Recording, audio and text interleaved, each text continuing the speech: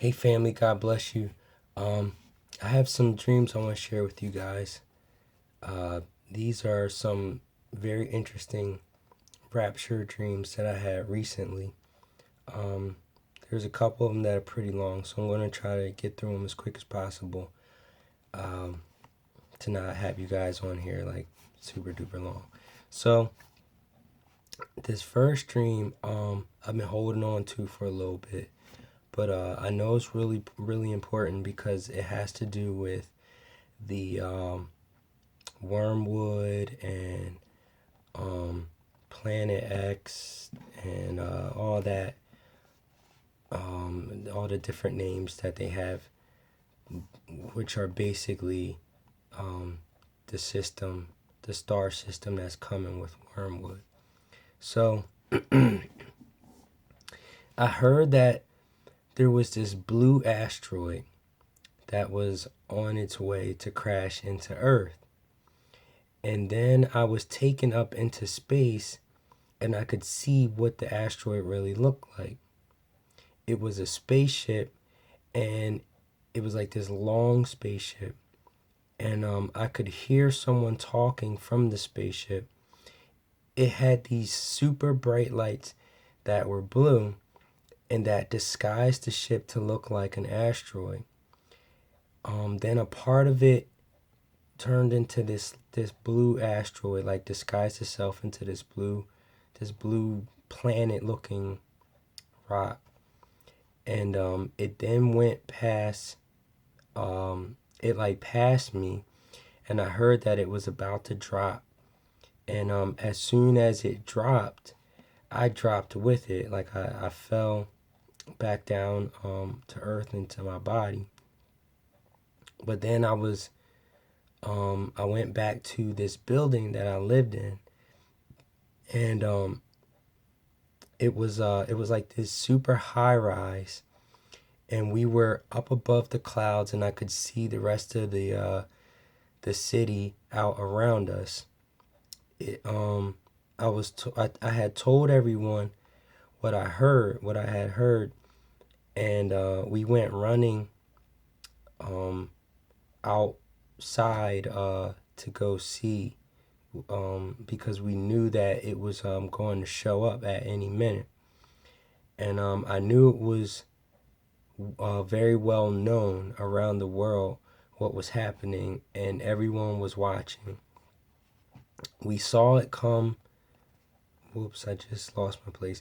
We saw it come into the atmosphere, and it was not too far from where we were. Then it fell into the clouds below, and I was waiting the aftershock of the impact. Then I saw that there were some girls leaning over on the railing, and I ran over and pulled them down before the aftershock hit us and threw them over the railing. And at that point, I felt like I was the overseer of these people there. And we then felt the shake of the aftershock like it was an earthquake. And we could see all the buildings were swaying back and forth. And I knew it was the start of the end of the world. I then went back inside to my room, and I saw I was like wondering where my brother was. And I had saw him sitting in this Rubbermaid tub, and I was wondering um, why he didn't come out and see the asteroid. Then I realized that he was bound and gagged, and I ran over and pulled the ropes off of him, off his hands and his feet, and took the ropes from over his mouth and stuff. And I asked him who had did this. Then he told me that it was a woman in our building that was that I knew was a dentist. And I went and gathered all the men that were like part of my group, and I told them what happened. And one of the men said that he knew who she was. And then we saw her walking with another group of guys.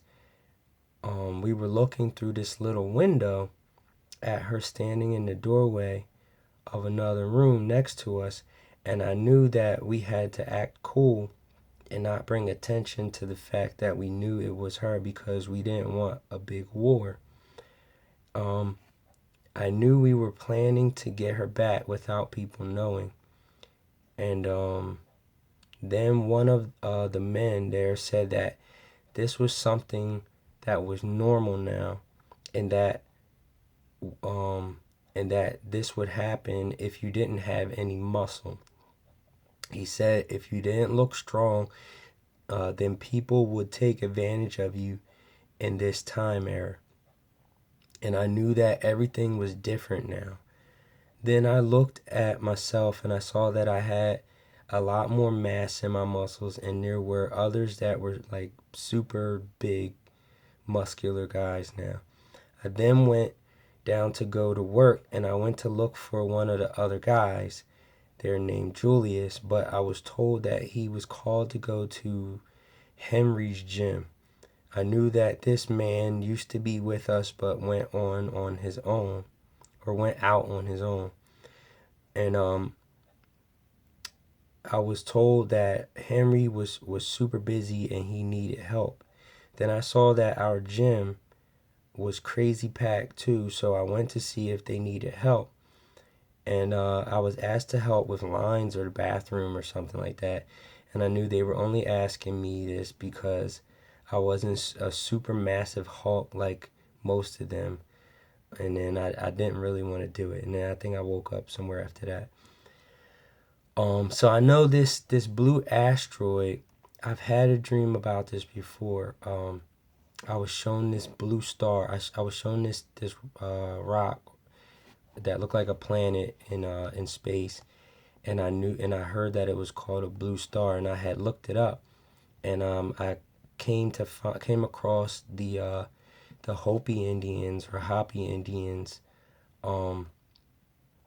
They have this prophecy about the blue star Kashina that's supposed to be coming, and I think that is relevant to, or I know that that's relevant to Wormwood, and to the Wormwood system, that that whole planet or asteroid, whatever it is, that's coming to in our direction to Earth, that's going to hit the Earth. And there's lots of people that have already seen images of this blue star. So if you want, definitely check into that, because I feel as though that this is going to be very, very soon, that this is going to be hitting in our atmosphere, and a lot more people are going to start seeing it. So the next dream I had, I was given this a word, and I heard and saw atmospheric surfing, and then I heard Jesus with the 144,000. So that's very interesting to me, and it's very relevant to some other dreams I've had. But I don't think I'm really going to do too much interpretation in this video. I'm just going to give you guys the dreams. Excuse me, I'm not really 100% today. It's whatever's going on in my throat, so that's why it's a little hard to talk. But so I just want to get these dreams out. So the next dream was definitely a rapture type dream, and I was about to depart on this airplane, and I was with my family. Then we were told that we had to wait a little bit, or a little while, so I decided to go out of the plane. I noticed there was a little security station right outside of the plane, so I went over and I had two bags of candy that I placed inside of the security station.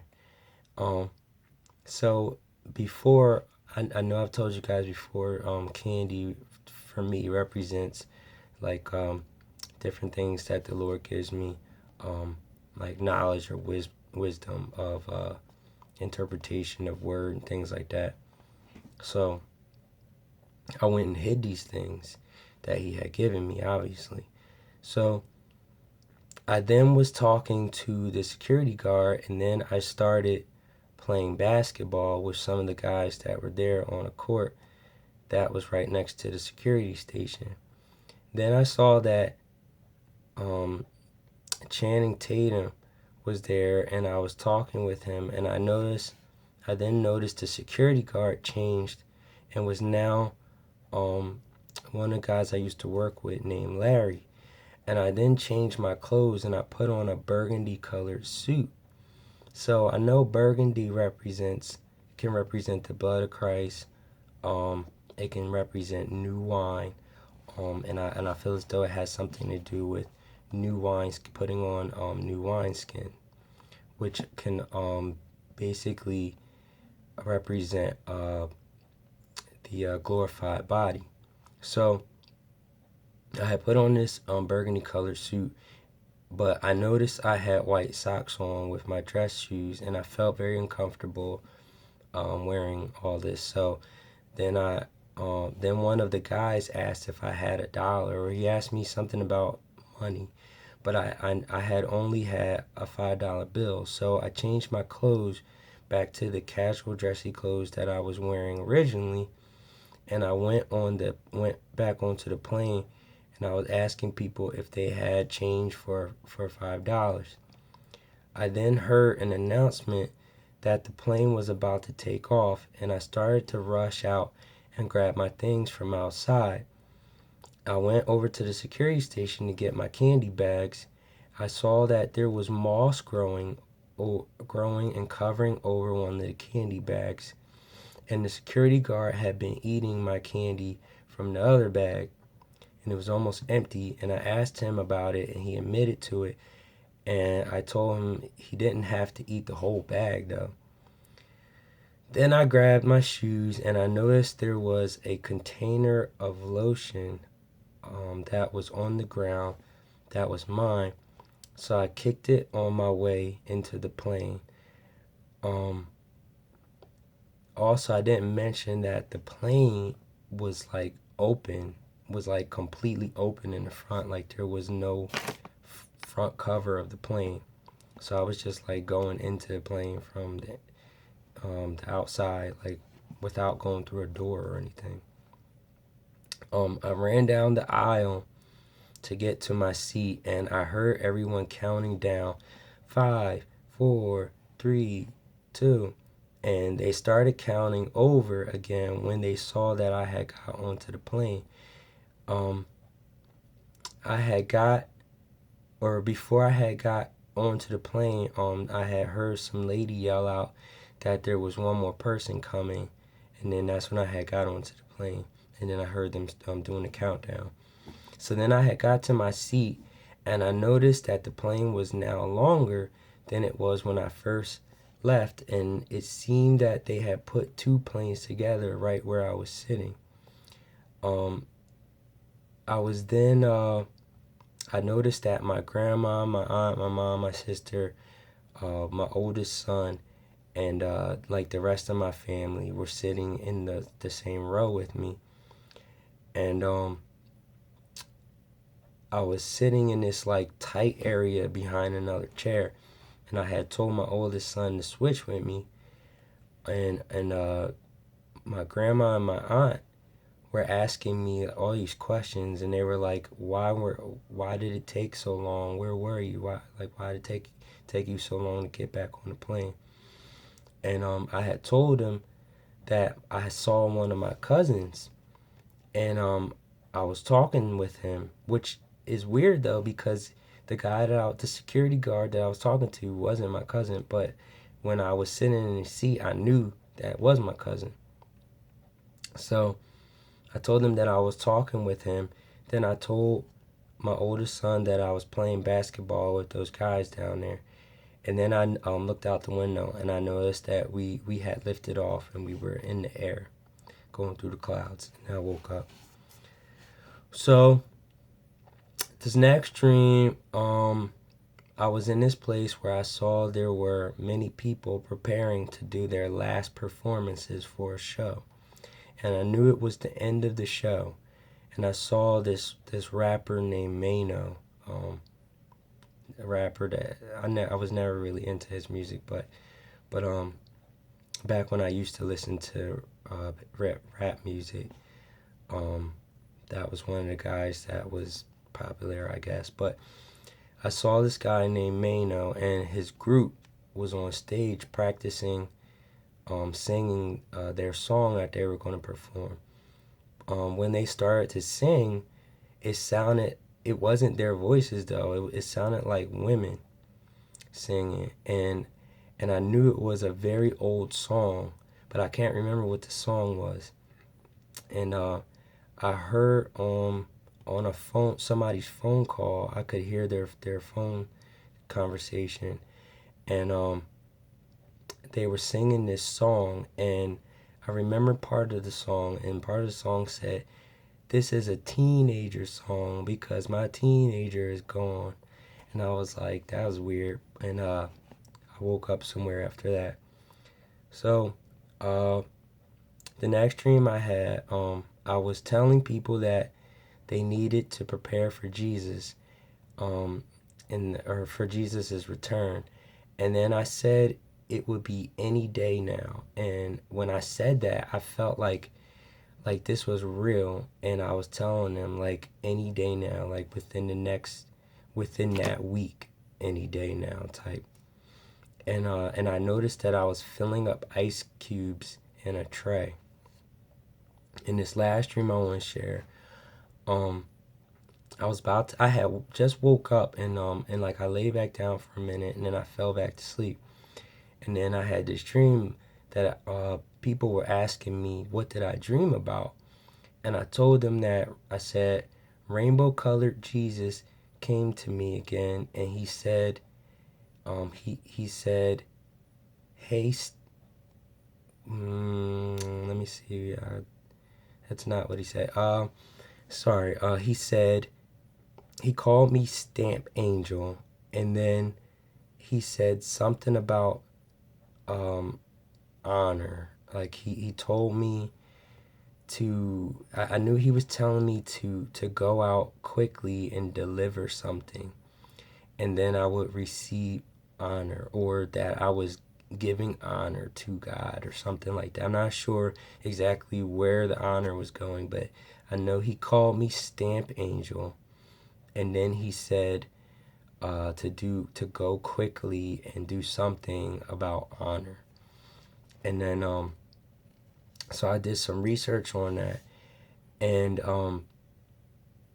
what I came up with was that basically this whole Stamp Angel thing, basically he was calling me like sealed messenger. So 2 Corinthians 1:21-22 says, "Now it is God who makes both us and you stand firm in Christ. He anointed us, set his seal of ownership on us, and put his spirit in our hearts as a deposit, guaranteeing what is to come." So this stamp can mean like a properly like a seal, or a signet ring, or other instrument to stamp. It can also mean a character or reputation, good or bad, fixed on anything as if by an imprinted mark. Current value, authority, as these persons have the stamp of dishonesty, the scriptures bear the stamp of divine origin. So basically, what God was calling me, like I said, was that I was stamped with the seal of ownership by God, and angel also means messenger. So he was calling me a authorized messenger, basically. So I thought that was pretty interesting. But sorry about my voice and everything, because I'm just super sick, I guess. These allergies are killing me. But I just wanted to get this stuff out to you guys, because it was very important, especially about that blue star dream, and all these dreams about Jesus coming, and I know he, if he's giving me these things, I need to get them out to you guys, because they're being used as ways to prepare us for his coming. So God bless you. I love you, and I'll talk with you soon.